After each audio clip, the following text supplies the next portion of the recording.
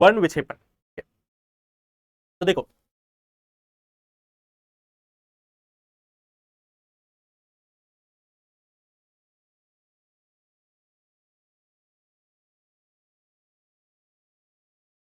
देखो मिराज का मतलब होता है मृग तृष्णा। जैसे आप देखते होंगे ना कि गर्म गर्मी के समय में जैसे आप कई बार रोड पर जाते हो तो रोड पे आपको दूर कहीं पानी दिखाई देता है। रोड पे आपको दूर कहीं पानी दिखाई देता है, ठीक है? या फिर आपको जो पेड़ पौधे हैं वो उल्टा नजर आते हैं। पेड़ पौधे जो है वो उल्टा नजर आते हैं कि मान लो जैसे कोई एक पेड़ पौधा है, ठीक है, कोई एक पेड़ पौधा है, या आपको वहां पे उल्टा नजर आएगा, या आपको उल्टा हुआ नजर आएगा। तो ये जो है ना, ये इसको बोलते हैं मिराज फॉर्मेशन। ये आपको उल्टी एक प्रतिबिंब बनती हुई दिखाई देती है।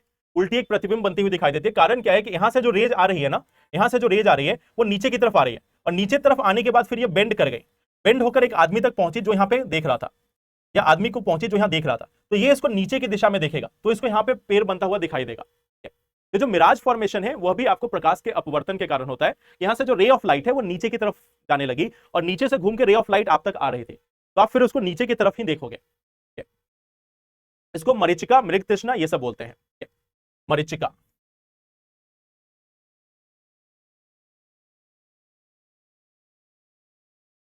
तो ये भी आपका बेंडिंग ऑफ लाइट का ही एग्जांपल है। प्रकाश के अपवर्तन के कारण यह भी आपको दिखाई देता है। अब आते हैं वर्ण विक्षेपन को लेकर। वर्ण विक्षेपन क्या कहता है? वर्ण विक्षेपन जो है वो ये कहता है कि जब प्रकाश की किरण किसी प्रिज्म से होकर पास करती है, जब प्रकाश की किरण जब किसी प्रिज्म से होकर पास करती है, जब व्हाइट कलर जो है वह प्रकाश की किरण जो है जब किसी प्रिज्म से होकर पास करती है तो 7 अलग अलग टुकड़ों में बट जाती है।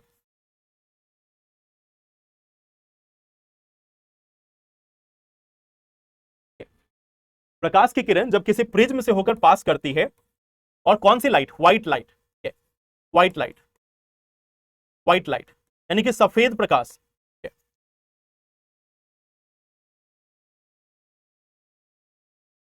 उजली कलर की लाइट जो है, उजले कलर की जो लाइट है, जो सफेद प्रकाश है, जब किसी प्रिज्म से होकर पास करती है तो यह अलग अलग हिस्सों में बट जाती है। इन अलग अलग हिस्सों का नाम दिया गया विबग्योर।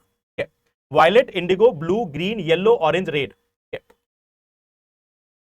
वायलेट बैगनी से लेकर बाकी सभी कलर जो है वो हमें यहां पर देखने को मिलता है। Violet, indigo, blue, green, yellow, orange, red. और इसी को हम वर्ण विक्षेपन कहते हैं। ये आपको ऐसा नहीं कि ये आपको याद करना है कि कैसे होगा कैसे नहीं होगा। इसका सीधा सा कारण है कि प्रिज्म जो है वह एक ऐसा मटेरियल है, प्रिज्म जो है वह एक ऐसा सब्सटेंस है, ऐसा पदार्थ है जिसके अंदर यह खास प्रॉपर्टी होती है, जिसके अंदर यह खास प्रॉपर्टी होती है कि लाइट के अलग अलग कलर के लिए इसका जो रिफ्रैक्टिव इंडेक्स है, यानी कि अपवर्तन का जो सूचकांक है वह अलग अलग होता है। अपवर्तन जो है वो अलग अलग एंगल पे करता है लाइट के अलग अलग कलर की। तो जो व्हाइट लाइट है, जो सफेद प्रकाश है, उसको बोला जाता है कि 7 कलर से बना हुआ है, 7 अलग अलग रंगों से बना हुआ है। और उन 7 रंगों में से जब वो प्रिज्म से पास करेगा तो वो सातों रंग अलग अलग हो जाते हैं। इसका कारण क्या है? प्रिज्म एक ऐसा सब्सटेंस है, एक ऐसा पदार्थ है जो लाइट के हर एक अलग अलग कलर को अलग अलग एंगल पे बेंड करता है, अलग अलग एंगल पे उसको मोड़ता है। तो इसके कारण ये 7 कलर हमें नजर आते हैं। तो ये है एक एक कॉन्सेप्ट जिसको हम वर्ण विक्षेपन कहते हैं।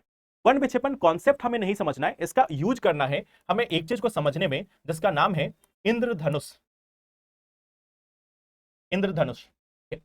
तो वर्ण विक्षेपन को हम इसलिए पढ़ रहे हैं क्योंकि हमें इंद्रधनुष के बारे में जानना है।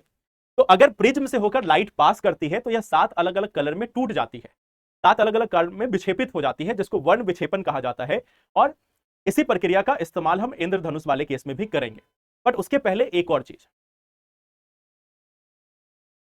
जब हम अपवर्तन के बारे में पढ़ रहे थे,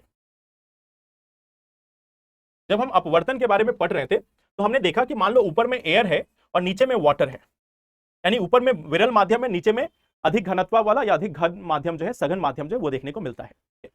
तो अगर यहां से लाइट पास कर रही है, यहां से लाइट जो है वो पास कर रही है, इसको जाना चाहिए था ऐसे, बट लाइट जो है वो मुड़ गई, लाइट जो है वो बेंड हो गई। ये जो है इसको एंगल ऑफ इंसिडेंस कहा जाता है, जिसको हमने आई से डिनोट किया। अब मान लो कि हमने एंगल ऑफ इंसिडेंस को थोड़ा सा बढ़ा दिया, थोड़ा सा बढ़ा दिया, प्रकाश की किरण और ज्यादा अपवर्तित होगी और ज्यादा बेंड होगी। थोड़ा और इसको बढ़ाया, अब एक ऐसा सिचुएशन आया कि जब हमने एंगल ऑफ इंसिडेंस को और बढ़ा दिया तो एंगल ऑफ इंसिडेंस को इतना बढ़ाने के बाद यह जो है वो अगले मीडियम में ना जाकर यह जो मीडियम का जो सतह था उस पर पैरेलल हो गए। इस मीडियम का जो सतह था उसी पे यह रे ऑफ लाइट पैरेलल हो गए। इसको हम बोलते हैं क्रिटिकल एंगल। इसको हम क्रिटिकल एंगल के रूप में जानते हैं। इसको क्रिटिकल एंगल के रूप में जाना जाता है, क्रिटिकल एंगल।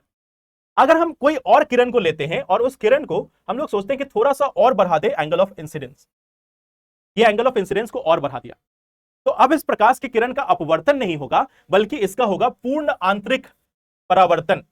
ये हो गया नेक्स्ट हो गया पूर्ण आंतरिक परावर्तन।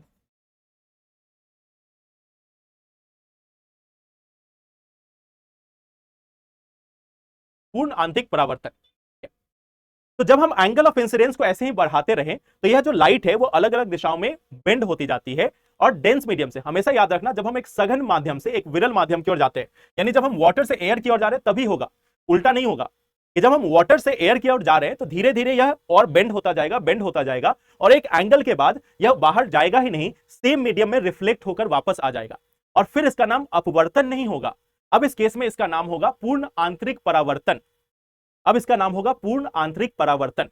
तो यहां पर एक चीज याद रखना कि यह तब होगा जब हम एक सघन माध्यम से विरल माध्यम की ओर जा रहे हैं।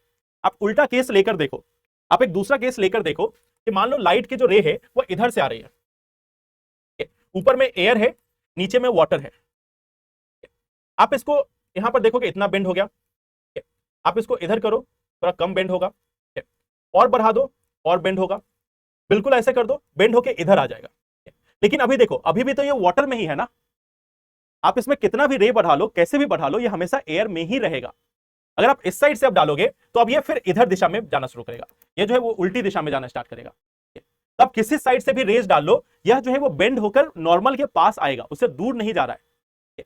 तो जब हम एयर से वाटर में जाते हैं तब पूर्ण आंतरिक परावर्तन नहीं होगा, लेकिन जब हम वाटर से एयर में जाते हैं तो एक कंडीशन बनता है कि पूर्ण आंतरिक परावर्तन हो जाए, और ये हमारा पूर्ण आंतरिक परावर्तन हमें रेनबो में हेल्प करेगा। पहले ये दोनों चीजें क्लियर है, वर्ण विक्षेपण क्या है और वर्ण विक्षेपण क्या है और यह पूर्ण आंतरिक परावर्तन क्या है, यह दोनों क्लियर है।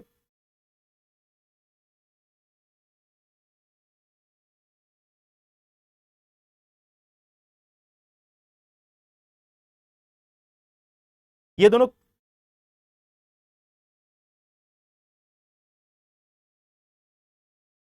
थोड़ी देर के लिए चैट बंद कर दो क्या, जो बाकी लोगों का डिस्कशन चल रहा है, थोड़ी देर के लिए चैट बंद कर दिया जाए।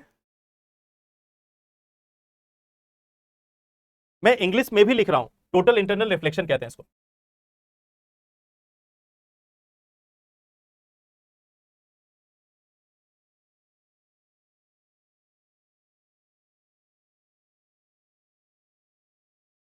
देखो एक बार मैं फिर से रिपीट कर रहा हूं कि जब हम डेंस मीडियम से यानी कि सघन मीडियम से विरल मीडियम या रेयर मीडियम की ओर जाते हैं तो प्रकाश की किरणों का जनरली पहले क्या होगा, अपवर्तन होगा। जैसे ये रेड लाइट को आप फॉलो करो, रेड लाइट गया, ये अपने पाथ से थोड़ा सा बेंड हुआ, फिर आपको पिंक लाइट दिख रहा है यहां पे, ये भी गया, ये भी अपवर्तित हुआ।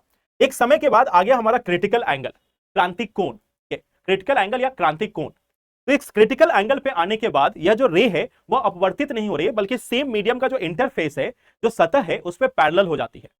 इस सतह पर यह पैरेलल हो गए, इस सतह पर यह पैरेलल हो गए, इस सतह पर यह पैरेलल हो गए। तो ये हमारा एक क्रिटिकल एंगल पहुंच गया, क्रांतिक कोण पहुंच गया। इसके बाद अगर हम और अधिक बढ़ाते हैं, इसके बाद अगर हम और अधिक एंगल ऑफ इंसिडेंस को बढ़ाते हैं तो फिर क्या होगा, इस प्रकाश की किरण का अपवर्तन नहीं होगा, परावर्तन हो जाएगा। इस प्रकाश की किरण का रिफ्रैक्शन नहीं, रिफ्लेक्शन हो जाएगा, और इसी रिफ्लेक्शन को हम बोलते हैं पूर्ण आंतरिक परावर्तन, टोटल इंटरनल रिफ्लेक्शन। तो ये दो चीजें हैं जो हमें यहां पे लाइट में याद रखनी है।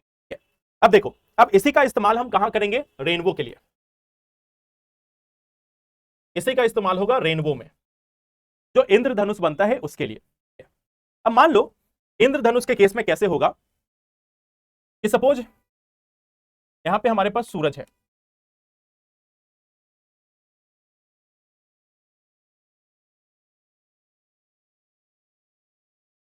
और यहां पे हम मान लेते हैं यह है पानी की बूंद।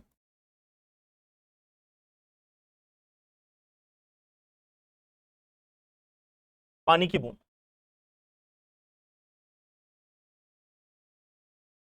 मान लो किसी दिन बारिश हुई, किसी दिन बारिश हुई, रेनफॉल हुआ, रेनफॉल हुआ, रेनफॉल होने के बाद, रेनफॉल होने के बाद जो हमारा वायुमंडल है उसमें पानी की कुछ बूंदे जो है वो रहेंगे, पानी की कुछ बूंदे जो है वह मौजूद रहेंगे। तो मान लो ऐसे ही एक पानी की बूंद जो है वो यहाँ पे मौजूद है। अब ये पानी की बूंद यहाँ पे जो मौजूद है, अब इसके साथ क्या हो रहा है, यह पानी की बूंद यहाँ पे एक प्रिज्म के रूप में काम करेगी, यहाँ पे यह एक प्रिज्म के रूप में काम करना स्टार्ट करेगी। सबसे पहले यह है एयर, यहाँ पे है एयर और यह है वाटर, पानी, यानी कि एक विरल माध्यम से एक सघन माध्यम में जो रे ऑफ लाइट है वो जा रही है। रे ऑफ लाइट जब यहाँ पे जाएगी और यह वाटर जो है प्रिज्म की तरफ बिहेव कर रहा है, तो ये लाइट को 7 अलग अलग कलर में ब्रेक कर देगा, बिहेव कर रहा है तो ये लाइट को 7 अलग अलग कलर में ब्रेक कर देगा, यह लाइट को 7 अलग अलग कलर्स में ब्रेक कर देगा। मैं इस पानी का बड़ा वर्जन दिखा रहा हूं आपको, यहाँ पे लाइट की किरण आई, यह 7 अलग अलग कलर में ब्रेक हो गई, वाटर ड्रॉपलेट का मैग्नीफाइड वर्जन है ये, ठीक है। तो ये 7 अलग अलग कलर में ब्रेक हो गई। अब ब्रेक होने के बाद पॉसिबिलिटी क्या है कि ब्रेक होने के बाद यह आगे की ओर निकल जाए, ब्रेक होने के बाद यह आगे की ओर निकल जाए, और अगर यह आगे की ओर निकल जाएंगी तो हमें इंद्रधनुष दिखाई नहीं होगा। अब आप मुझे सिर्फ एक चीज बताओ, इस क्लास के स्टार्टिंग में मैंने आपको एक चीज बताया था कि हम किसी भी चीज को कब देख पाते हैं, किसी भी चीज को हम 2 कंडीशन में देख पाते हैं। पहला, या तो वहां से खुद लाइट निकल रही हो, या वहां पे लाइट का परावर्तन हो रहा हो, यानी कि रिफ्लेक्शन हो रहा हो, या तो उस सोर्स से खुद ही लाइट निकल रही हो, या वहां पे कुछ ना कुछ रिफ्लेक्शन हो रहा हो, परावर्तन हो रहा हो। तो मान लो अगर ये लाइट आगे निकल गई, अगर ये लाइट आगे निकल गई तो रिफ्लेक्शन तो नहीं हुआ, ये हो गया अपवर्तन, तो यहां पे इंद्रधनुष बनता हुआ दिखाई नहीं देगा। लेकिन लेकिन एक कंडीशन है, और वह कंडीशन है एंगल का, 42 डिग्री। अगर यह पानी की जो किरण है वह इस वाटर ड्रॉपलेट पे लगभग 40 से 45 डिग्री के बीच, 42-43 डिग्री पर अगर इंसिडेंट होती है, अगर लगभग 42 से 43 डिग्री पर यह उस वाटर ड्रॉपलेट पे इंसिडेंट होती है, तो उस कंडीशन में हमें एक घटना देखने को मिलती है कि रादर देन गेटिंग पास, यानी कि इससे बाहर निकलने की बजाय यह प्रकाश की किरणों का होता है यहां पे टोटल इंटरनल रिफ्लेक्शन। यहां पे क्या हुआ, यहां पे हुआ रिफ्रैक्शन, पहले अंदर आई फिर हुआ रिफ्रैक्शन, रिफ्रैक्शन के बाद हुआ डिस्पर्सन यानी कि वर्ण विक्षेपण, पहले हुआ रिफ्रैक्शन फिर हुआ वर्ण विक्षेपण डिस्पर्सन, और यहां पे फिर हुआ टोटल इंटरनल रिफ्लेक्शन। अब जब रिफ्लेक्शन हो चुका है, रिफ्लेक्शन हो चुका है तो फिर ये यहां पे आएगा, और यहां पे मान लो कोई व्यक्ति जो है वो बैठा हुआ है, अब उसको क्या दिखेगा कि इधर से आ रही है लाइट और इसको यहां पे दिखाई देगा इंद्रधनुष, इसको यहां पे दिखाई देगा इंद्रधनुष, इसको यहां पे इंद्रधनुष बनता हुआ दिखाई देगा। इसका कारण क्या हुआ कि प्रकाश की किरणों का सबसे पहले वर्ण विक्षेपण हुआ, वर्ण विक्षेपण होकर वह 7 अलग अलग कलर में टूट गई। हर बार 7 कलर में टूटे जरूरी भी नहीं, 3-4 कलर में भी टूट सकती है, तो 7 अलग अलग कलर में ब्रेक हो गई। अगर यहां पे अपवर्तन हो जाता तो फिर तो बात ही खत्म हो जाती, लेकिन अपवर्तन नहीं हुआ। क्यों नहीं हुआ कि हम मान लेते हैं कि एक ऐसा संयोग बना, एक ऐसा संयोग बना जब पानी की जो बूंद है उस पे सूरज की प्रकाश लगभग 40 से 45 डिग्री के बीच के एंगल पे पड़ी। उस एंगल पे पड़ने के बाद वो जो है वो क्रिटिकल एंगल से ज्यादा हो गया, तो उस एंगल पे पड़ने के बाद अब यहां पे प्रकाश की किरणों का हो गया टोटल इंटरनल रिफ्लेक्शन। देखो यह जो वाटर है, यह जो आपका वाटर है, यह जो आपका वाटर है, यह क्या है, एक डेंस मीडियम है, एक सघन माध्यम है, और इसके आगे क्या था, एयर। एयर क्या था, विरल माध्यम, रेयर माध्यम था, रेयर मीडियम था। तो यहां से डेंस से रेयर में जा रहा था और वहीं पे होता है टोटल इंटरनल रिफ्लेक्शन। इसके पहले हमने क्या देखा, टोटल इंटरनल रिफ्लेक्शन तब होता है जब डेंस से रेयर में जा रहा हो। तो यहां पे पानी की बूंद जो है वह है डेंस मीडियम, यह है पानी और आगे है हवा। तो पानी जो है वो हवा के मुकाबले अधिक डेंस है, तो यहां पे रिफ्रैक्शन होने की जगह, रिफ्रैक्शन होने की जगह क्या हो गया, हो गया यहां पे टोटल इंटरनल रिफ्लेक्शन। और फिर यह पहुंचा इस व्यक्ति के पास और इस व्यक्ति ने देखा कि इंद्रधनुष बना हुआ दिखाई दे रहा है। फिर इस व्यक्ति को इंद्रधनुष बना हुआ दिखाई दे रहा है, और इंद्रधनुष जो है वो पूरा सर्कल बनता है, यह जो है पूरा सर्कल बनता है, लेकिन हमें आधा ही दिखाई देगा। यह जो है हमें पूरा सर्कल बनता है बट हमें आधा ही दिखाई देगा। हमें कुछ, जैसे आप जहां पे खड़े हो वहां पे आपको एक गोल आकार का हेमिस्फेरिकल बनेगा, जब आप बहुत ऊंचाई से देखोगे तो आपको पूरा एक सर्कल बनता हुआ दिखाई देगा। तो ये जो बनता है वो पूरे सर्कल के रूप में बनता है, लेकिन हमें सिर्फ आधा दिखाई देगा, हमें जो है वो सिर्फ आधा, यहाँ का आधा हिस्सा जो है वही दिखाई देता है। अगर आप बहुत ऊंचाई से देखोगे, हेलीकॉप्टर वगैरह से देखोगे तो आपको पूरा भी दिख जाएगा, या बहुत ऊंचे बिल्डिंग से देखोगे तो पूरा दिख जाएगा, अदरवाइज आधा हिस्सा दिखता है। तो 42 डिग्री एंगल पे अगर प्रकाश की किरणें उस 42-43 डिग्री पर जाकर उस पानी की बूंद पर इंसिडेंट होती है, प्रकाश की किरणों का वर्ण विक्षेपण होता है, पूर्ण आंतरिक परावर्तन होता है यानी टोटल इंटरनल रिफ्लेक्शन होता है, और फिर इस पर्सन को वहां पर दिखाई देता है कि रेनबो बना है, इंद्रधनुष बना है। यह इंद्रधनुष हमें तब दिखाई देता है। एक चीज ध्यान देना, इंद्रधनुष जो है वो हमेशा सूरज की अपोजिट डायरेक्शन में दिखाई देगा, यानी सूर्य के विपरीत दिशा में दिखाई देगा। सूर्य अगर यहां पे है, इंद्रधनुष आपको दूसरे दिशा में दिखाई देगा। तो इंद्रधनुष हमेशा विपरीत दिशा में दिखाई देता है। अगर मान लो यहां पे पूर्ण आंतरिक परावर्तन नहीं होता तो दिखाई ही नहीं देता, क्योंकि हम किसी चीज को तभी देख पाते हैं जब होता है परावर्तन। तो परावर्तन इसीलिए किसी भी चीज के लिए रिक्वायर्ड है, किसी भी चीज के लिए आवश्यक है। आई होप ये आपको क्लियर होगा।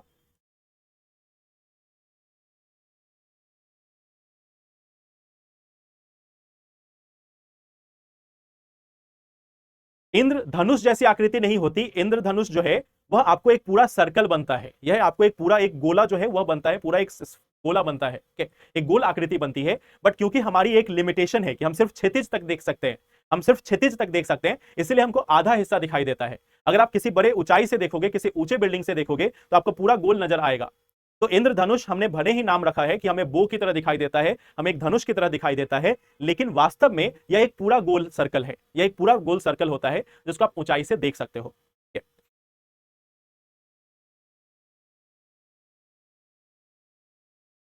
क्लियर?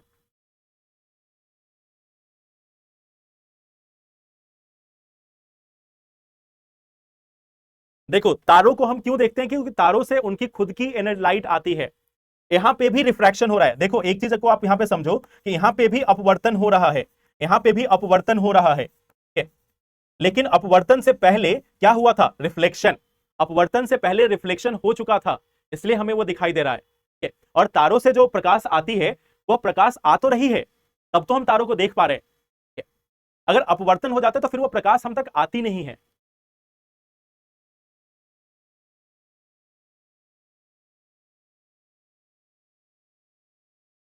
चलिए इसके आगे बढ़ते हैं। प्रकाश का वर्ण विक्षेपण, आंतरिक और ये सारी चीजों को हम लोग देख चुके हैं। एक छोटा सा चीज है, लाइट का लास्ट टॉपिक है, प्रकाश का प्रकीर्णन, यानी कि प्रकाश का स्कैटरिंग, लाइट की स्कैटरिंग, लाइट की स्कैटरिंग।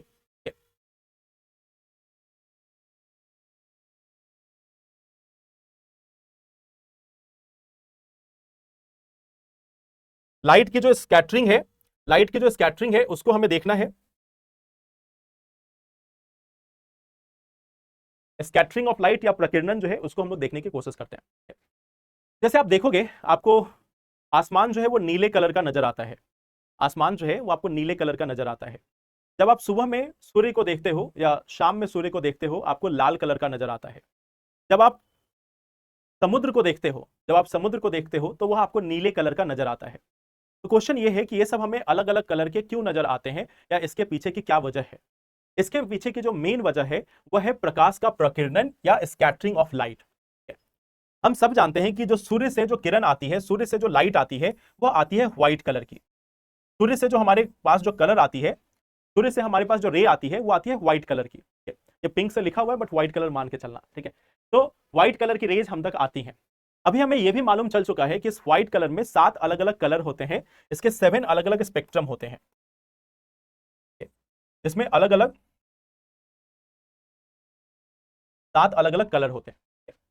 तो जब यह प्रकाश की किरणें हमारे वातावरण से होकर पास कर रही होती है, जब यह प्रकाश की किरण हमारे वातावरण से पास कर रही होती है, तो इनको बहुत सारे जो सामग्री हैं, बहुत सारे जो पार्टिकल्स हैं, बहुत सारे जो कण हैं, उनसे होकर पास करना पड़ता है। जो पार्टिकल्स हैं, जो हमारे वातावरण में जो कण हैं, जो पार्टिकल्स हैं, उनसे होकर पार करना पड़ता है। और जब यह पार्टिकल से होकर पास करते हैं तो परावर्तन, अपवर्तन, अवशोषण या पूर्ण आंतरिक परावर्तन के अलावा एक और क्रिया होती है जिससे यह गुजर सकते हैं, और उसका नाम है प्रकीर्णन। उसका नाम है प्रकीर्णन। कि मान लो लाइट की एक कलर जो है वो आगे बढ़ रही थी, इसको एक ऑब्स्टेकल मिला। इस ऑब्स्टेकल के द्वारा एक काम ऐसा हो सकता है कि यह प्रकाश की किसी एक किरण को स्कैटर कर दे, उसको एक तरीके से उसका प्रकीर्णन कर दे, उसको अलग दिशा में भेज दे। यहां से लाइट पास कर रही थी, एक कलर जो है इधर चला गया, बाकी कलर सीधा चलता हुआ चला गया। कुछ और कलर जो है वो दूसरे दिशा में चले गए, और मेन जो कलर है वो आगे बढ़ता हुआ चला गया। हमें यह प्रकाश की किरण आगे बढ़ रही थी, उसको एक पार्टिकल मिला, एक कण मिला। अब यह व्हाइट लाइट 7 अलग अलग वेव जो है, 7 अलग अलग तरंगे जो है वो आगे बढ़ रही थी। 7 अलग अलग तरंगों में से एक तरंग की दिशा जो है इस पार्टिकल के द्वारा अलग कर दी गई, इस पार्टिकल के द्वारा इसकी दिशा जो है वो चेंज कर दी गई। अब यह दूसरी दिशा में मूव कर गया, दूसरी दिशा में जाने लगा। फिर हो सकता है कुछ और पार्टिकल मिला, कुछ और पार्टिकल ने कुछ और रे ऑफ लाइट को अलग अलग दिशाओं में प्रकीर्णन कर दिया या स्कैटर कर दिया। तो जब यह प्रकाश की किरणें हमारे वातावरण से होकर गुजर रही होती हैं, तो इनके साथ एक ऐसी घटना भी हो सकती है कि जब इनके सामने कोई ऐसा कण आएगा, कोई ऐसा पार्टिकल आएगा, तो ये जो सातों वेव हैं, सातों जो तरंगे हैं, वह अलग अलग दिशाओं में भटक सकती हैं, अलग अलग दिशाओं में उनका स्कैटरिंग हो सकता है, उनका प्रकीर्णन हो सकता है। और यह प्रकीर्णन डिपेंड करता है कि इस पार्टिकल का साइज कैसा है, पार्टिकल छोटा है, बड़ा है, इस पर यह निर्भर करता है। सबसे कम किस पार्टिकल का, सबसे कम किस कलर का प्रकीर्णन होता है, वह है रेड। सबसे कम अगर किसी चीज का प्रकीर्णन होता है तो वह है रेड। और सबसे अधिक जो होगा वह इन नीचे वाले का होगा, violet, indigo, blue. Violet, indigo और ब्लू का सबसे अधिक स्कैटरिंग होता है, और सबसे कम स्कैटरिंग जो है वो रेड, येलो, ऑरेंज का होगा। रेड, येलो, ऑरेंज का क्योंकि वेवलेंथ अधिक है, तो इनको पार्टिकल्स के द्वारा ज्यादा स्कैटर नहीं किया जाता, इनकी जो वेवलेंथ ज्यादा होती है इसके कारण ये स्कैटर नहीं हो पाते। बट हमारी जो ब्लू और बाकी जो लाइट है वो स्कैटर हो जाती है, ब्लू और बाकी लाइट स्कैटर हो जाती है, उनको दिशा जो है उनकी भटक जाती है, दिशा जो है वो अलग हो जाती है। तो प्रकाश की किरण जब हम तक पहुंच रही है तो इसको मल्टीपल स्कैटरिंग से होकर गुजरना पड़ता है। अब एक चीज सोचो कि अगर हम अपने आसमान की बात करें, हमारे आसमान में व्हाइट कलर की लाइट आ रही थी, व्हाइट कलर की लाइट जो है वो आ रही थी, और इस व्हाइट कलर के लाइट में से जो ब्लू कलर था वह अलग अलग दिशाओं में, जो ब्लू कलर था वो अलग अलग दिशाओं में स्कैटर होता चला गया। ब्लू के साथ साथ जो वायलेट, इंडिगो, ग्रीन है वह भी अलग अलग दिशाओं में एक तरीके से आप बोल सकते हो कि स्कैटर होता हुआ या प्रकीर्णन होता हुआ चला गया। वायलेट और इंडिगो भी, वायलेट और इंडिगो भी,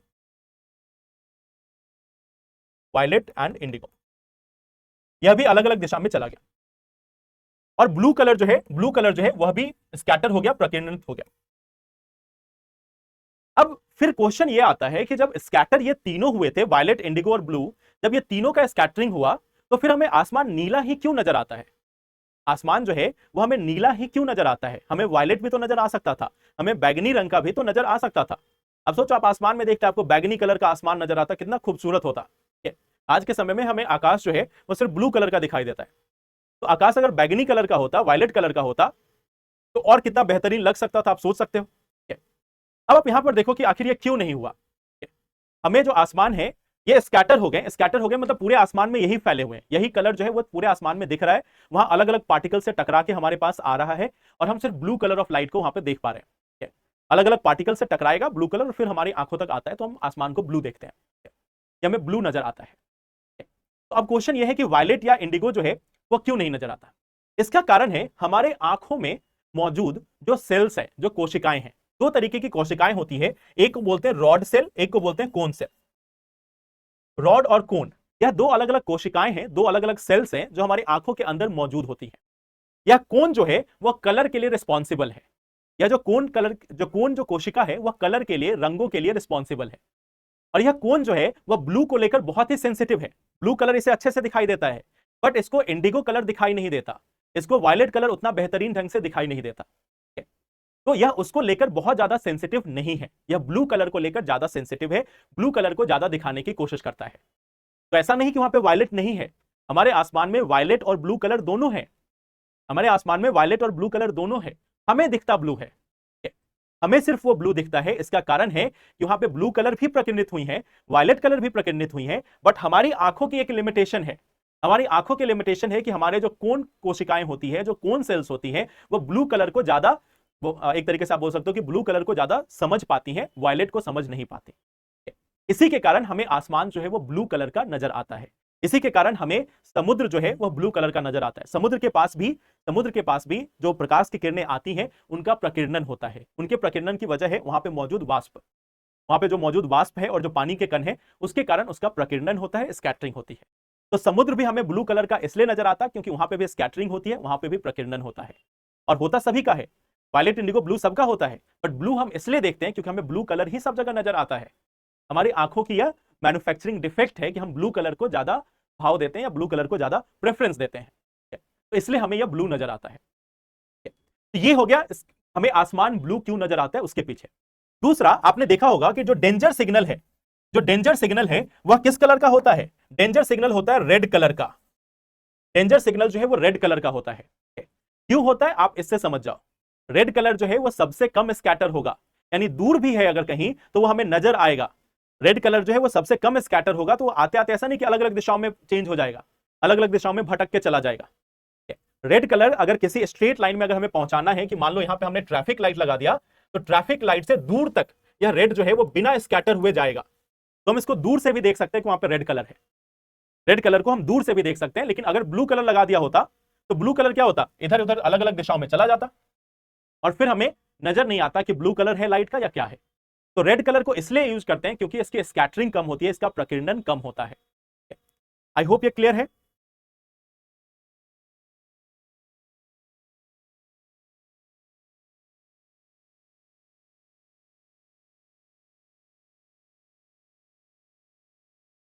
चलिए, मैंने चैट इसलिए डिसेबल किया है क्योंकि आप लोग आपस में लड़ाई कर रहे हो, इसके लिए मुझे, चलिए मैंने चैट इसलिए डिसेबल किया है क्योंकि आप लोग आपस में लड़ाई कर रहे हो, इसके लिए मुझे चैट डिसेबल करना पड़ा है। ठीक है? तो जब मैं क्वेश्चन पूछूंगा फिर से मैं इनेबल करूंगा, बट बाकी ये लड़ाई वगैरह करना सही बात नहीं है। ठीक है, चलिए, तो अब हम आते हैं इसके अगले टॉपिक पे। लाइट के बाद जो हमें अगला टॉपिक जो देखना है वह है बिजली का। ठीक है, इलेक्ट्रिसिटी का जो अगला टॉपिक है उसको हम लोग को देखना है। एक टॉपिक को देखते हैं और बाकी अगले सेशन में हम लोग फिर देखेंगे। एक आपके ही पसंद का जो टॉपिक है उसी को देखते हैं। ठीक है, आप में से कई लोग ये पूछते भी रहे हैं कि आप लोगों में से कई लोगों ने ये पूछा भी है कि थंडर स्टॉर्म कैसे होता है, यानी कि बिजली कैसे, बिजली हमें कैसे दिखाई देती है, या जो थंडर साउंड होता है वो कैसे दिखाई देता है, उसको एक बार हम लोग देखने की कोशिश करते हैं। मैं उम्मीद करता हूं कि आप लोग अब डेकोरम बना के रखेंगे, मुझे फिर से बंद ना करना पड़े। ठीक है, मुझे फिर से बंद ना करना पड़े, आई होप। चलिए,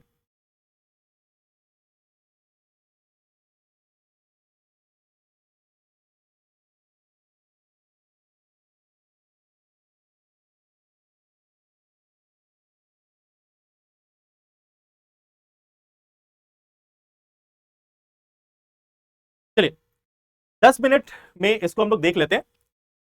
अब आप एक बार ध्यान से सुनना। जैसे आप सभी लोगों ने एक चीज देखा होगा कि जब आप मान लो किसी दिन आपके बाल जो है वो काफी सूखे हुए हैं और बाल ड्राई है, उस समय में आपने कंघी करना स्टार्ट किया, और कंघी करने के बाद वो जो कंघी है, वो जो कॉम्ब है, उसको आप पेपर के टुकड़े के पास लेकर गए। आप देखोगे कि जैसे आप उसको पेपर के टुकड़े के पास लेकर जाते हो, पेपर का टुकड़ा उससे जाकर अटैच हो जाता है, उससे जाकर सट जाता है, या पेपर का टुकड़ा उसकी तरफ अट्रैक्ट हो जाता है, आकर्षित हो जाता है। तो ऐसा क्यों होता है? इसका कारण यह है कि अगर आप किसी भी मैटर की बात करो, किसी भी मैटर की, कोई भी मैटर जो आपके आसपास में हो, चाहे वो हवा हो, पानी हो, कोई ठोस पदार्थ हो, कोई सॉलिड हो, कुछ भी हो, वह किस चीज से बना है? वह बना है एटम से। वह कोई भी चीज जो है वह बना किससे है? एटम से। और एटम में क्या होते हैं? एटम में होते हैं इलेक्ट्रॉन, प्रोटॉन। एटम के अंदर में मौजूद होता है इलेक्ट्रॉन, प्रोटॉन, न्यूट्रॉन। इलेक्ट्रॉन और प्रोटॉन पे चार्ज होता है, इलेक्ट्रॉन पे नेगेटिव चार्ज, प्रोटॉन पे पॉजिटिव चार्ज। तो मान लो अगर दो सब्सटेंस का आपस में घर्षण हो रहा हो, दो सब्सटेंस के बीच में फ्रिक्शन हो रहा हो, तो उसमें जो है एक, उसके कारण जो कुछ चार्ज पार्टिकल्स हैं वह उस सब्सटेंस से, उस पदार्थ से अलग हो सकते हैं। कि जैसे मान लो ये आपकी कंघी हो गई, इस कंघी पे बहुत सारे एटम्स होंगे, उन एटम्स के अंदर में इलेक्ट्रॉन्स होगा। जब इस कंघी का आपके बालों के साथ घर्षण हो रहा था, तो हो सकता है कि इसमें से कुछ इलेक्ट्रॉन्स जो है वह यहां से बाहर निकल आए हो, कुछ इलेक्ट्रॉन्स जो है वह इस कंघी से बाहर निकल आए हो। और कंघी से जैसे ही इलेक्ट्रॉन्स बाहर आ गए, अब इस कंघी के ऊपर एक पॉजिटिव चार्ज जो है वह डेवलप हो जाएगा। इस कंघी के ऊपर में पॉजिटिव चार्ज डेवलप हो जाएगा। अब मान लो कहीं पे एक पेपर का टुकड़ा रखा हुआ है, पेपर का टुकड़ा रखा हुआ है। अब आप इस कंघी को इस पेपर के टुकड़े के पास लेकर गए, नजदीक लेकर गए, तो यहां पे है पॉजिटिव चार्ज। और आपको मालूम है कि पॉजिटिव और नेगेटिव एक दूसरे को अट्रैक्ट करते हैं। तब इस पेपर के टुकड़े का आप एक मैग्नीफाइड फॉर्म देखिए, यह है आपका पेपर का टुकड़ा। इसके अंदर भी इलेक्ट्रॉन्स, प्रोटॉन्स थे। अब हम इस कंघी को इस पेपर के टुकड़े के पास लेकर आए हैं, तो होगा ये कि इसके इलेक्ट्रॉन जो हैं, इसके जो इलेक्ट्रॉन हैं वह एक दिशा में आ जाएंगे। इलेक्ट्रॉन्स का जमावड़ा जो है वह एक तरफ हो जाएगा, और जो पॉजिटिव चार्ज है, जो प्रोटॉन है, वह दूसरे दिशा में चले जाएंगे, वह दूसरे दिशा में चले जाएंगे। इसके इलेक्ट्रॉन एक दिशा में आ गए और प्रोटॉन दूसरे दिशा में चले गए। तो एक है पॉजिटिव, दूसरा है नेगेटिव। अब इसमें चार्ज डेवलप नहीं हुआ है। देखो, ऐसा नहीं कि इसने किसी इलेक्ट्रॉन या प्रोटॉन को लूज किया है, इसकी बस जो पोलैरिटी है, इसकी जो ध्रुवीयता है वह बदली है। एक तरफ हमें नेगेटिव बनता हुआ दिखाई दे रहा है, दूसरी तरफ पॉजिटिव बनता हुआ दिखाई दे रहा है। अब ये नेगेटिव और ये पॉजिटिव दोनों के बीच में होगा अट्रैक्शन, दोनों एक दूसरे से चिपक जाएंगे। तो जब आप कंघी करते हो और जब पेपर के क्रम्स उसमें चिपकते हैं, तो कंघी में तो इलेक्ट्रॉन का लॉस हुआ है या इलेक्ट्रॉन का गेन हुआ है, इसके कारण उसमें पॉजिटिव या नेगेटिव चार्ज आ सकता है। लेकिन इस पेपर के टुकड़े का कुछ लॉस या गेन नहीं हुआ था। इस पेपर के टुकड़े का कोई लॉस या गेन नहीं हुआ था। इस पेपर के टुकड़े के साथ हुआ क्या कि जैसे ये पॉजिटिव वाला लेकर आए, इसके इलेक्ट्रॉन एक दिशा में आ गए, एक दिशा में कंसंट्रेटेड हो गए, और पॉजिटिव वाला नीचे की ओर चला गया। और फिर यह दोनों अगर क्लोज हैं तो इनके बीच का जो फोर्स ऑफ अट्रैक्शन है, इनके बीच का जो आकर्षण बल है, इसके कारण यह दोनों चिपक जाते हैं। और तब तक चिपके रहेंगे जब तक कि यह दोनों न्यूट्रल नहीं हो जाते, जब तक कि यह दोनों न्यूट्रल नहीं हो जाते। जब न्यूट्रल हो जाएंगे वापस से ये हट जाएंगे। तो एक पे हमें चार्ज डेवलप हुआ, दूसरे पे चार्ज इंड्यूस हुआ, दूसरे पे चार्ज जो है या पोलैरिटी जो है वो इंड्यूस हुई। तो ये हमें नॉर्मली अपने घरों के आसपास में देखने को मिलता है। अब ठीक यही चीज होती है बादलों में। बादलों के अंदर ठीक ऐसा ही कुछ होता है। कैसे होता है उसको समझने की कोशिश करते हैं।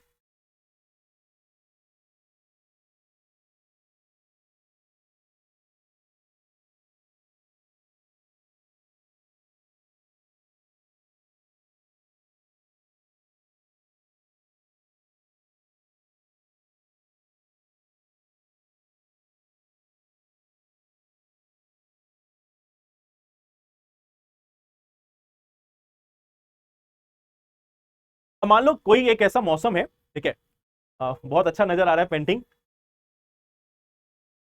कोई एक ऐसा मौसम है, ये आप समझ तो गए होंगे, ये घर है, ये आदमी है, ये वृक्ष है, ऊपर में क्लाउड है। अगर आप इतना समझ पा रहे हो मतलब मैंने बहुत अच्छी पेंटिंग बनाई है, ठीक है। तो देखते हैं अब ये क्लाउड की अगर हम बात करें, तो क्लाउड जब बन रहा होता है तो क्लाउड बनने के समय में क्या प्रक्रिया होती है कि यहाँ पे कुछ वाष्प होंगे, यहाँ पे कुछ वाष्प होंगे, वाटर के मॉलिक्यूल होंगे जो नीचे से ऊपर की ओर जा रहे थे, और कुछ जो है वह कंडेंस होने के बाद ऊपर से नीचे की ओर आ रहे हैं। कुछ ऊपर से नीचे जा रहे हैं, कुछ नीचे से ऊपर आ रहे हैं। कुछ पानी के मॉलिक्यूल नीचे से ऊपर की ओर जाने की कोशिश कर रहे हैं जिनके में ऊर्जा अधिक है, और जिनकी ऊर्जा कम हो गई है वह ऊपर से नीचे आने की ओर कोशिश करते हैं। अब इसके फलस्वरूप क्या होगा, इनके बीच में होगा फ्रिक्शन। यह जो वाटर के जो मॉलिक्यूल है या यहाँ पे जो डस्ट होगा, इन सभी के आसपास में, इन सभी का आपस में होगा घर्षण, इन सभी का आपस में होगा फ्रिक्शन। और फ्रिक्शन के फलस्वरूप हमें यह देखने को मिल सकता है कि इस क्लाउड पे चार्ज डेवलप हो जाए। यहाँ पे इसके पार्टिकल्स के बीच में हो रहा है फ्रिक्शन, कुछ ऊपर जाने की कोशिश कर रहा है, कुछ नीचे आने की कोशिश कर रहा है, और बादल बन रहा है, तो इनके बीच का फ्रिक्शन काफी अधिक है। अल्टीमेटली हम मानते हैं कि एक किसी कारणवश अब यहाँ पे नेगेटिव और पॉजिटिव चार्जेस बन गए। एक उदाहरण के तौर पे देखते हैं कि इस क्लाउड पे नेगेटिव चार्ज जो है वह बन गया, नेगेटिव चार्ज जो है वह बन गया इस क्लाउड पे। अब इस क्लाउड पे नेगेटिव चार्ज बना है, इस क्लाउड पे नेगेटिव चार्ज बन चुका है, या किसी दूसरे क्लाउड से भी जाकर एक एनर्जी का ट्रांसफर कर सकता है। लेकिन हम एक उदाहरण के तौर पे क्या देखते हैं कि इस क्लाउड पे बना नेगेटिव चार्ज। अब इस नेगेटिव चार्ज के कारण ये पौधा यहां पे मौजूद था, इस पौधे के अंदर में भी तो एटम्स ही हैं, इसके अंदर भी कार्बन, हाइड्रोजन, ऑक्सीजन, सभी चीजें हैं, तो इसके अंदर में भी एटम्स हैं। अब इन एटम्स में ऊपर देखा नेगेटिव चार्ज, तो इसके जो पॉजिटिव चार्ज है वो ऊपर की तरफ इकट्ठा हो गए, पॉजिटिव चार्ज जो है वो ऊपर की तरफ इकट्ठा हो गए, और जो नेगेटिव चार्ज है वह उसके नीचे आ जाएंगे, उसके नीचे आ जाएंगे। पॉजिटिव चार्ज ऊपर की ओर चले गए, नेगेटिव चार्ज नीचे की तरफ आ गए। अब मान लो इसी समय होने लगी बारिश, इसी समय होने लगी बारिश। अब ड्राई एयर जो है, जो हमारा ड्राई एयर है, जो हमारा सूखी हवा है, यह ड्राई एयर जो है यानी कि सूखी हवा जो है, इसको हम कुचालक बोलते हैं, या फिर इसको हम बैड कंडक्टर बोलते हैं। इसके थ्रू इलेक्ट्रिसिटी पास नहीं होगी, यानी इसके थ्रू इलेक्ट्रिसिटी पास नहीं होगी, इलेक्ट्रिसिटी ड्राई एयर से नहीं जाएगी। लेकिन जब बारिश हो गई, जब बारिश हो गई तो बारिश होने के साथ साथ अब यहां पे क्या आ गया, पानी। अब यहां पे आ गया पानी, और ऐसा नहीं कि प्योर वाटर, रेन का पानी आप हमेशा से पढ़ते हो कि रेन का पानी जो है सबसे प्योर होता है, बट उस प्योरिटी का मतलब ये नहीं कि उसमें और कुछ मौजूद नहीं होता है। रेन के वाटर में सभी चीजें होती हैं, उसमें नाइट्रोजन के अंश होंगे, उसमें कार्बन के अंश होंगे, सभी चीजें होंगी, अलग अलग प्रकार के एसिड्स होंगे। तो यह पानी जो आ रहा है वह प्योर वाटर नहीं होता, डिस्टिल्ड वाटर नहीं होता, पानी में कुछ इंप्योरिटीज मौजूद होती हैं। तो जब ये पानी है और इसमें इंप्योरिटीज है, यानी कि कुछ ना कुछ इंप्योरिटीज वाला पानी, यह होता है गुड कंडक्टर या सुचालक, सुचालक या गुड कंडक्टर। अब देखो, इधर हमारा क्लाउड बन गया, इधर हमारा वृक्ष बन गया। अब जैसे हमने देखा कि कंघी में तो जाकर जो पेपर के जो छोटे छोटे टुकड़े हैं वो जाकर चिपक जाते हैं, लेकिन क्लाउड में कितना भी इलेक्ट्रिसिटी हो, पेड़ ऐसा नहीं कि यहां पे जो वृक्ष है वो उखड़ जाएंगे और जाके इस क्लाउड से चिपक जाएंगे, ऐसा नहीं हो सकता। ये ऐसा नहीं होगा कि यहां से वृक्ष उखड़ के चले जाएंगे क्लाउड में जाके चिपक गए, ये पॉसिबल नहीं है। लेकिन अब यहां पे हमारे बीच में एक मीडियम बन चुका है, अब इसके बीच में एक मीडियम बन चुका है, और वो मीडियम क्या है? पानी। ये मीडियम है पानी, वाटर। तो अब इनके बीच में चार्ज है, एक ऊपर नेगेटिव नीचे पॉजिटिव, और मीडियम भी तैयार है पानी। तो अब इनके बीच में इलेक्ट्रिसिटी का फ्लो होगा, यहां पे होगा इलेक्ट्रिसिटी फ्लो, यानी अब यहां पे जो विद्युत है, जब यह विद्युत है यह प्रवाह होगा। अब यहां पे इलेक्ट्रिसिटी का प्रवाह होगा, इलेक्ट्रिक करंट, और इलेक्ट्रिसिटी फ्लो जो है वो यहां पे हमें देखने को मिलेगी। तो जब बादल जब गरजते हैं उसमें जो आपको चमक दिखाई देती है, जो लाइट दिखाई देती है, वह लाइट इसलिए दिखाई देती है क्योंकि यह बिजली जो है वह मूव कर रही होती है। जो बिजली है, जो इलेक्ट्रिसिटी है, वह यहां से मूव कर रही होती है, और उस बिजली के कारण आपको लाइट दिखाई देती है। उस इलेक्ट्रॉन्स के, उन इलेक्ट्रॉन्स के मूवमेंट के कारण आपको जो लाइट है वह दिखाई दे रहा होता है। जैसे आप दो तार को आपस में नजदीक लेके आओ, उसका स्पार्क आपको देखने को मिलता है, स्पार्क आपको देखने को मिलता है। ठीक वैसे ही इस क्लाउड के बीच में और इस पौधे के बीच में इलेक्ट्रिसिटी का प्रवाह हो रहा है, जिसके कारण आपको लाइट देखने को मिलता है। तो लाइट की तो वजह हो गई विद्युत प्रवाह। लेकिन आप देखते हो कि जब यह बिजली चमकती है, जब यह बिजली चमकती है तो उसके बाद आपको एक गरजने की आवाज सुनाई देती है, एक थंडर साउंड सुनाई देता है। यह थंडर साउंड कहां से आता है? हम लोगों ने बचपन में कई बार सुना है कि बादल जब आपस में टकराते हैं तो उनसे यह थंडर की साउंड जो है, जो गरजने की जो साउंड है, वह जनरेट होती है। बट ऐसा नहीं है। यह जो गरजने की आवाज है वह बादलों के टकराने से नहीं होती। जब इस बिजली का प्रवाह हो रहा होता है, जब ये बिजली का प्रवाह हो रहा होता है, तो उस समय में यहां पे जो हवा के जो कण है, यहां पे जो हवा के जो कण है, अब आप सोचो इस हवा के कण से कई लाख वॉट, एक दो या 1 किलोवाट 2 किलोवाट नहीं, कई लाख की संख्या में जो वॉट है, जो एनर्जी है, वह ट्रांसफर हो रही है। यह एयर के पार्टिकल्स के साथ बहुत ही अधिक मात्रा में ऊर्जा का प्रवाह हो रहा है, और इस ऊर्जा के प्रवाह के कारण हवा के कण जो है वह गर्म हो जाते हैं, गर्म हो जाते हैं, और गर्म होके इनके बीच में वाइब्रेशन स्टार्ट हो जाती है, इनकी कंपन स्टार्ट हो जाती है। इस हवा के कण की कंपन स्टार्ट होती है, वाइब्रेशन स्टार्ट होती है। हवा के जो कण हैं, जो एयर के जो पार्टिकल्स हैं, जब इससे भारी मात्रा में ऊर्जा का प्रवाह हो रहा होता है, इलेक्ट्रिसिटी फ्लो कर रही होती है, जो लाखों वॉट की संख्या में है, लाखों वॉट की मात्रा में है, तो हवा के कण गर्म हो जाते हैं, और गर्म होकर बहुत तेजी से वाइब्रेट करते हैं, कंपन करते हैं। और आपको मालूम है कि वाइब्रेशन या कंपन के कारण ही हमें साउंड या आवाज जो है वह सुनाई देती है। जो हमें ध्वनि सुनाई देती है, जो हमें ध्वनि सुनाई देती है वह इस जो हमें ध्वनि सुनाई देती है वह इसके कारण देती है कि हवा के पार्टिकल्स का कंपन हो रहा होता है, एयर के पार्टिकल्स का कंपन हो रहा होता है, इसलिए हमें वह आवाज सुनाई देती है। तो लाइट दिखने की वजह है इलेक्ट्रिसिटी का फ्लो, और उस आवाज के पीछे की वजह है हवा के पार्टिकल्स, एयर के पार्टिकल्स का बहुत ही तेजी से वाइब्रेशन, बहुत ही तेज वाइब्रेशन, और उस वाइब्रेशन से हमें वह आवाज सुनाई देती है। तो इस चीज को आपको, आई थिंक अब आपको याद रहेगा कि बादल नहीं टकराते, बादलों के बीच में भी, दो अलग अलग बादलों के बीच में भी इलेक्ट्रिसिटी का फ्लो हो सकता है, और उसके कारण भी आपको आवाज सुनाई दे सकती है। तो कई बार आपको बिजली नीचे गिरती हुई नहीं दिखाई देगी, बल्कि दो बादलों के बीच में इलेक्ट्रिसिटी का फ्लो दिखेगा, और वहां पे आपको आवाज सुनाई देगी। बट याद रखना, बादल टकराते नहीं है, बादलों के बीच के जो हवा है उसका कंपन होगा, और उस कंपन से यह ध्वनि जनरेट होती है, उस कंपन से यह आवाज आती है, उसी कंपन के कारण हमें थंडर साउंड सुनाई देता है। आई होप आपको यह क्लियर है।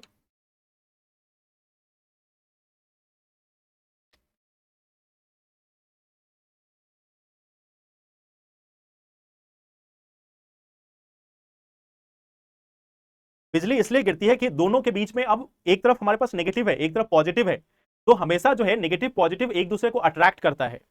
हाँ, फॉरेस्ट भी जल जाती है, और बाकी सारी प्रभाव जो है वह भी देखने को मिलते हैं। बिल्कुल, इसमें देखो, इसमें ऊर्जा इतनी अधिक होती है, इसमें ऊर्जा इतनी अधिक होती है कि किसी भी घर को, किसी भी वृक्ष को नष्ट कर सकती है।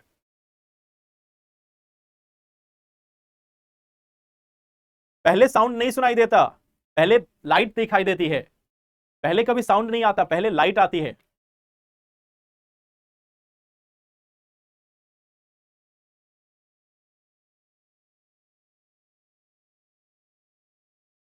ठीक है, इसको एक बार अगले सेशन में जब हम लोग मिलेंगे, तो अगले सेशन में एक बार मैं फिर से इसको बता दूंगा, ताकि जो जिनका डाउट हो वो एक बार और क्लियर हो जाए।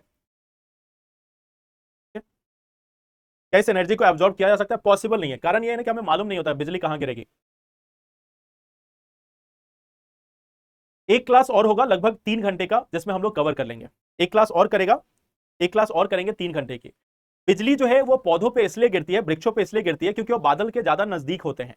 तो देखोगे आपके घरों से ऊंचे होते हैं वृक्ष, तो जो ऊंचे वृक्ष होते हैं उस पे बिजली गिरने की संभावना अधिक है, क्योंकि बादल के क्लोज क्लोज प्रॉक्सिमिटी में है, यानी बादल के नजदीक है, तो उस पे चार्ज डेवलप होने की जो एक तरीके से जो संभावना है वो अधिक होगी।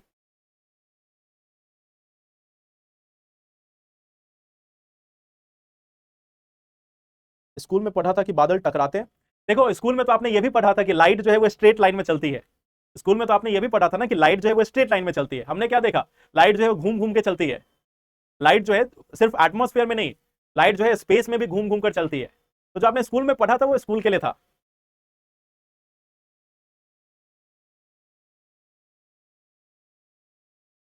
चलिए, फिर हम लोग अगले सेशन में मिलते हैं और अगले सेशन में बाकी चीजों को डिस्कस करते हैं। Thank you so much, take care and have a nice day हेड। सीएपीएफ पेपर 2, हाँ एसए का जो पोर्शन है वो मैं लूंगा, ठीक है।